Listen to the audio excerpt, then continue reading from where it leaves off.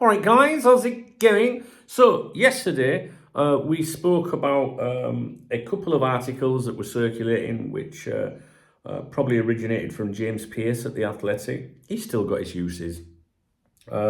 Liverpool head of recovery and performance to depart at end of season.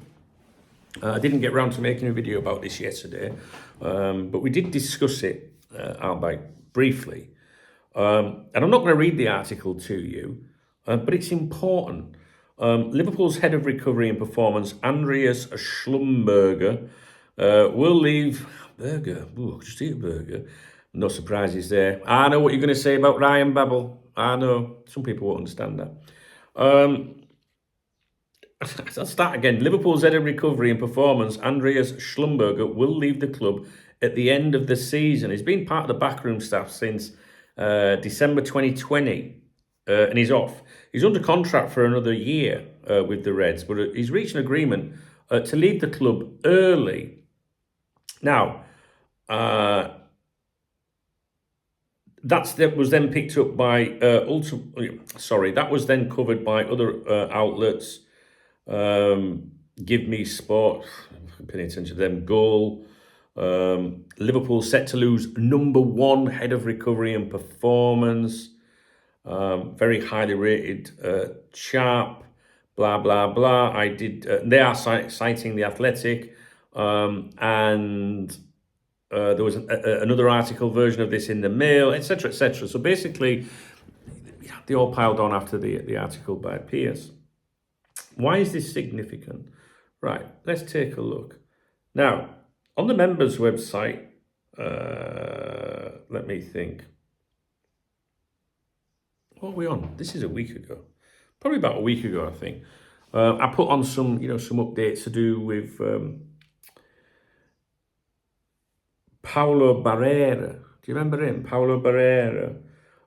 He is a very trusted assistant to Ruben Amorim at Sporting, in the medical side, injury prevention, conditioning, and he used to work for Liverpool. And it was Ornstein that mentioned this, but it's been mentioned before. We can go even further back, a couple more weeks, when this was first, people first started talking about it. And the suggestion is that, keep an eye, that even Ornstein said this himself. Let me see. Ornstein. If things do develop in the direction of Amorim to Liverpool, Barreira, fuck knows if that's how you pronounce his name, is probably someone to keep an eye on. In terms of him and what's happening to him at Sporting, leaving that club, because he would absolutely, probably you could put your life on it that he would come with Ruben Amorim to Liverpool Football Club. And yeah, we see changes at Liverpool Football Club all the time, but we have this, so many different fucking browser tabs. Andreas Schlumberger, how did I forget the name? Schlumberger. Leaving ahead of time, but you could say, well, he's leaving because Jurgen's off, blah, blah, blah, but it wasn't announced previously. Do you know what I mean? When we knew that other people were going.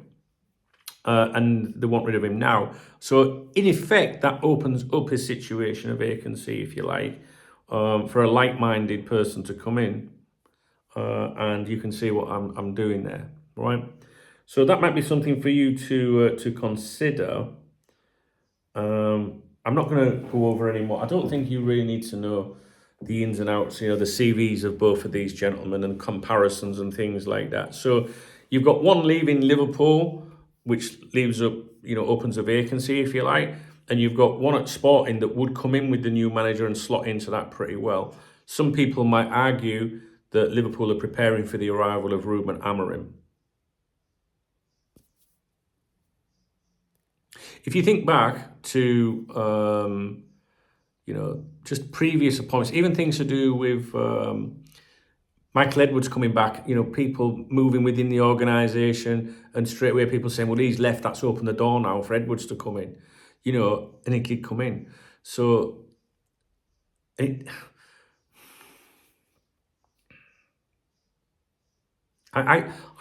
think it's linked. I do think it's linked. All right. So if it is linked, that would mean that things are a lot more advanced behind the scenes than we know about or could even speculate about, I guess.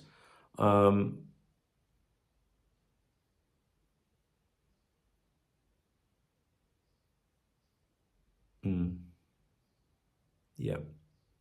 So what you have to remember is Liverpool Football Club have to be extremely respectful of sporting. You know, we are a club that does care about other clubs and conducts itself usually in a very respectful way. And the last thing Liverpool want to do is unsettle their title challenge and things like that. So we might even do a video about that actually, because we spoke about it on the stream yesterday. You should join the streams. I mean, in fairness, if you're busy, you fucking can't. And for 2 hours, we're often just sat there, just chilling, right? But if you could condense what's said in a stream, the important bits, you'd have some really good snippets of information, I think. And this was one of them that came up yesterday on that stream, I believe. So anyway, I'm just throwing that out there. You might see that I should have done a video yesterday, but okay, I can't. I've got to have a life as well. I'm watching a good trial from Wisconsin at the moment. You can stop watching now if you're just here for the Liverpool stuff. And when I finish my, my Cop Talk stuff, if you like, when I finish the live stream in an afternoon, say 6 o'clock local time, I like to come in, get a bite to eat. That won't surprise you. Well, fuck off, we all eat.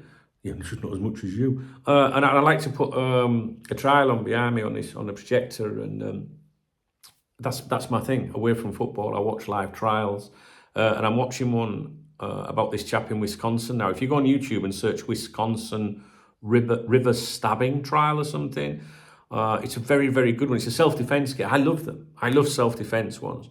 And the guy is actually on the stand at the moment, the accused, the defendant, and he's actually giving testimony. And it's very, very good, because obviously most defence attorneys don't like to put the accused, the defendant, on the stand, because they can, it's like shake their head like that, they can fuck it up. But he's on there, he's gone on. And basically he was confronted. I know Ed Elworthy, that's one of the members around here, he's a good kid. I know he's watching the trial because he messaged me about it. He doesn't, what happened was, these kids are running their mouth, 17-year-old punks, pissed up, off their heads on drugs, in these, in shallow water, in a river. They're on them little, what they call, them rubber ring things, just looking about and that. And this guy's he's looking for a mobile phone in the water, and they're like, what are you doing, you fucking pedo, and all that. And then they push him over in the water, they twat him with, like cans of beer, and he tries to get out of the water, and they push him back into the water. He's surrounded by 10 to 13 of these young punks. And it kicks off. And anyway, cut a long story short, he pulls a blade out and fucking, ends up killing someone and slashing someone else. And he says, well, I feared for my life. Feared for my life.